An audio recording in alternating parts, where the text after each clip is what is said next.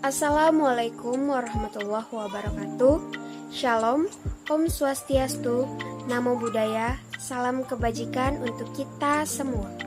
Kembali lagi dengan saya Irma Nuriski Rahmawati dengan NIM 2005040012,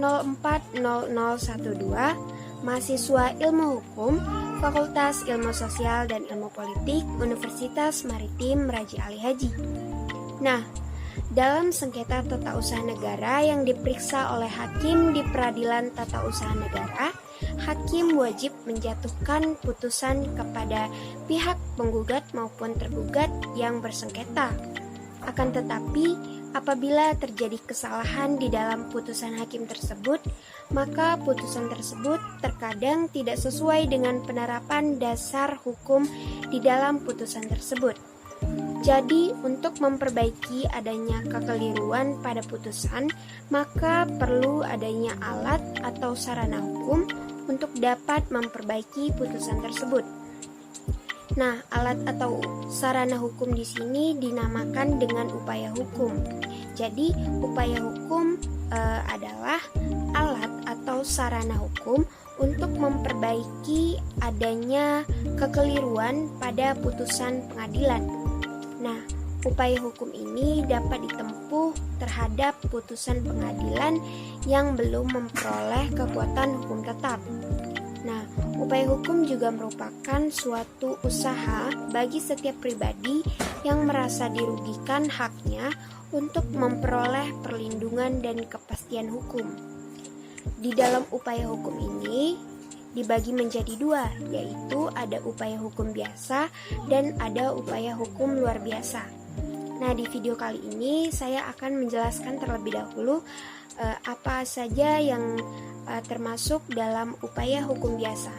Untuk tidak memperpanjang waktu, langsung saja kita simak pembahasannya. Upaya hukum biasa.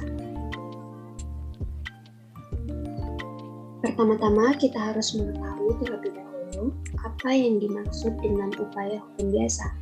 Upaya hukum biasa adalah upaya hukum yang diajukan terhadap suatu putusan yang belum memperoleh kekuatan hukum tetap dan belum dilaksanakan. Nah, upaya hukum biasa ini terbagi menjadi tiga. Yang pertama itu ada perlawanan atau verset, yang kedua ada banding, dan yang terakhir ada kasasi. Nah, kita akan menjelaskan satu persatu apa itu perlawanan, banding, dan kasasi. Yang pertama kita masuk pada konsep perlawanan atau verset. Nah, perlawanan ini diajukan kepada Pengadilan Tata Usaha Negara. Dasar hukum dalam perlawanan ini terdapat pada pasal 62 ayat 1 huruf A, B, C, D, dan E Undang-Undang Nomor 51 Tahun 1986 tentang Peradilan Tata Usaha Negara.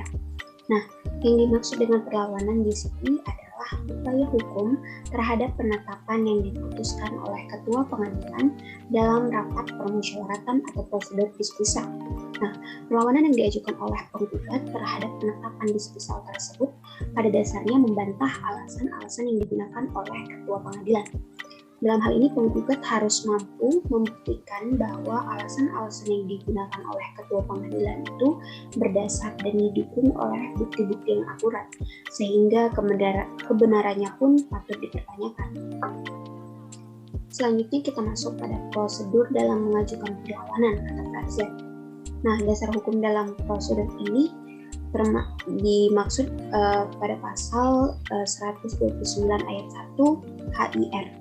Nah, dalam waktu 14 hari setelah putusan perspek itu diberitahukan kepada tergugat sendiri, jika putusan tidak diberitahukan kepada tergugat sendiri, maka yang pertama, perlawanan boleh diterima sehingga pada hari ke-8 setelah teguran yang tersebut dalam pasal 196 HIR atau dalam 8 hari setelah permulaan eksekusi yang tersebut dalam pasal 197 HIR.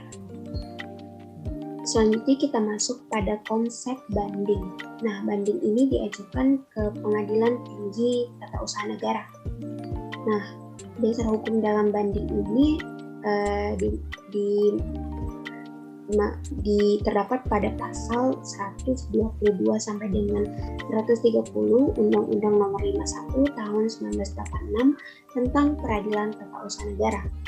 Nah, yang dimaksud dengan banding di sini adalah pemeriksaan ulang menyeluruh, baik mengenai fakta-fakta maupun penerapan hukum atau undang-undang yang dilakukan pengadilan tingkat tinggi atau pengadilan tingkat banding. Nah, dalam hal pihak yang tidak setuju dengan putusan pengadilan tata usaha negara dapat mengajukan banding. Sebagaimana pendaftaran gugatan atau permohonan, pengajuan banding dapat didaftarkan setelah memenuhi prosedur pendaftaran dalam hal dokumen dan pembayaran pajak. Nah, selanjutnya kita masuk pada bagaimana prosedur dalam mengajukan permohonan banding. Yang pertama itu dinyatakan di hadapan panitera pengadilan negeri dimanapun putusan tersebut dijatuhkan dengan terlebih dahulu membayar lunas biaya permohonan banding. Selanjutnya, permohonan banding dapat diajukan tertulis atau lisan oleh yang berkepentingan maupun kuasanya. Ini terdapat pada pasal 7 Undang-Undang Nomor 7 Tahun 1947. Selanjutnya, panitera pengadilan negeri akan membuat akte banding yang memuat hari dan tanggal diterimanya permohonan banding dan ditandatangani oleh panitera dan pembanding. Selanjutnya, permohonan banding tersebut oleh panitera diberitahukan kepada pihak lawan paling lambat 14 hari setelah permohonan banding diterima. Selanjutnya, para pihak diberi kesempatan untuk melihat surat serta berkas perkara di pengadilan negeri dalam waktu 14 hari. Selanjutnya, walau tidak harus, tetapi pemohon banding berhak mengajukan memori banding, sedangkan pihak terbanding berhak mengajukan kontra memori banding. Untuk kedua jenis surat ini, tidak ada jangka waktu pengajuannya sepanjang perkara tersebut belum diputus oleh pengadilan tinggi. Yang terakhir, pengajuan permohonan banding tidak diatur dalam undang-undang sepanjang belum diputuskan oleh pengadilan tinggi, pencabutan permohonan masih diperbolehkan. Selanjutnya kita masuk pada jangka waktu mengajukan banding. Nah, dalam jangka waktu pernyataan mengajukan banding ini adalah 14 hari sejak putusan dibacakan apabila para pihak hadir, atau 14 hari pemberitahuan putusan apabila salah satu pihak tidak hadir. Ini terdapat pada pasal 7 ayat 1 dan 2 Undang-Undang Nomor 20 Tahun 1947, junto pasal 46 Undang-Undang Nomor 14 Tahun 1985. Namun dalam prakteknya, dasar hukum yang sering digunakan ini adalah pasal 46 Undang-Undang Nomor 14 Tahun 1985. Selanjutnya kita masuk pada konsep kasasi. Nah, kasasi ini diajukan ke Mahkamah Agung. Nah, dasar hukum dalam pengajuan kasasi ini terdapat pada pasal 131 Undang-Undang Nomor 5 Tahun 1986 tentang Peradilan Tata Usaha Negara.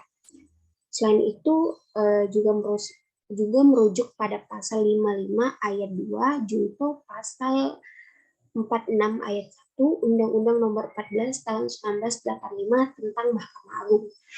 Nah, kasasi ini adalah menguji atau meneliti putusan pengadilan bawahan tentang sudah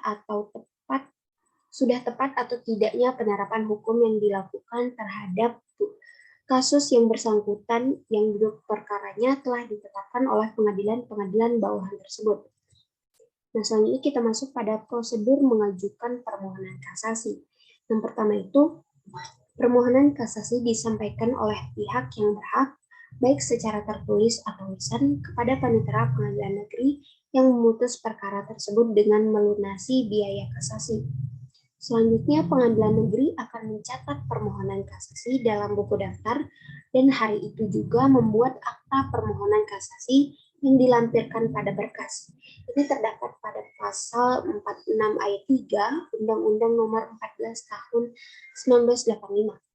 Nah, paling lambat 7 hari setelah permohonan kasasi didaftarkan, panitera pengadilan negeri memberitahukan secara tertulis kepada pihak lawan. Ini terdapat pada pasal 46 ayat 4 Undang-Undang Nomor 14 Tahun 1985. Selanjutnya, dalam tenggang waktu 14 hari setelah permohonan kasasi dicatat dalam buku daftar permohonan kasasi, wajib membuat memori kasasi yang berisi alasan-alasan permohonan kasasi. Ini terdapat pada pasal 47 ayat 1 Undang-Undang Nomor 14 Tahun 1985. Selanjutnya, Panitera Pengadilan Negeri menyampaikan salinan memori kasasi pada lawan paling lambat 30 hari. Ini terdapat pada pasal 47 ayat 2 Undang-Undang Nomor 14 Tahun 1985. Selanjutnya, pihak lawan berhak mengajukan kontra memori kasasi dalam tenggang waktu 14 hari sejak tanggal diterimanya salinan memori. Nah, ini terdapat pada pasal 47 ayat 3 Undang-Undang Nomor 14 Tahun 1985. Nah, yang terakhir, setelah menerima memori dan kontra memori kasasi dalam jangka waktu 30 hari, Panitera Pengadilan Negeri harus mengirimkan semua berkas kepada Mahkamah Agung. Ini terdapat pada pasal 48 ayat 1 Undang-Undang Nomor 14 Tahun 1985. Nah, kita masuk pada jangka waktu dalam mengajukan permohonan kasasi. Tenggang waktu mengajukan upaya hukum kasasi adalah 14 hari sesudah putusan atau penetapan pengadilan yang dimaksudkan diberitahukan kepada pemohon. Dasar hukumnya terdapat pada pasal 46 ayat 1 Undang-Undang Nomor 14 Tahun 1985. Apabila tidak terpenuhi, maka permohonan kasasi tidak dapat diterima. Nah, permohonan kasasi ini disampaikan pemohon secara tertulis atau lisan melalui Panitera Pengadilan Tingkat Pertama yang telah memutus perkaranya. Selambat-lambatnya dalam waktu 7 hari setelah permohonan kasasi terdaftar, Panitera memberitahukan secara tertulis mengenai permohonan kasasi itu kepada pihak lawan. Nah, ini kita masuk pada alasan mengajukan kasasi. Yang pertama ada tidak berwenang atau melampaui batas wewenang. Selanjutnya, salah menerapkan atau melanggar hukum yang berlaku. Dan yang terakhir, lalai memenuhi syarat-syarat yang diwajibkan oleh peraturan perundang-undangan. Yang dimaksud dengan tidak berwenang di sini berkaitan dengan kompetensi relatif dan absolut pengadilan. Sedangkan yang dimaksud dengan melampaui batas ini apabila terjadi pengadilan mengabulkan gugatan melebihi yang diminta dalam surat gugatan. Nah, selanjutnya yang dimaksud salah menerapkan di sini adalah kesalahan menerapkan hukum, baik hukum material maupun hukum formil. Sedangkan melanggar hukum di sini adalah penerapan hukum yang dilakukan judeks facti salah atau bertentangan dengan ketentuan hukum yang berlaku, atau dapat juga diinterpretasikan penerapan hukum tersebut tidak dapat dilakukan oleh judeks facti. Nah, yang terakhir ini, yang mengancam kelalaian itu dengan batalnya putusan yang bersangkutan. Nah, contohnya itu seperti dalam putusan tidak terdapat irah-irah. Nah, ini adalah daftar referensi atau daftar web yang bisa dijadikan referensi dalam mempelajari upaya hukum biasa. Nah, segitu saja materi dan penjelasan yang dapat saya sampaikan. Terlebih dan kurang saya mohon maaf. Wabillahi taufik wal hidayah. Wassalamualaikum warahmatullahi wabarakatuh.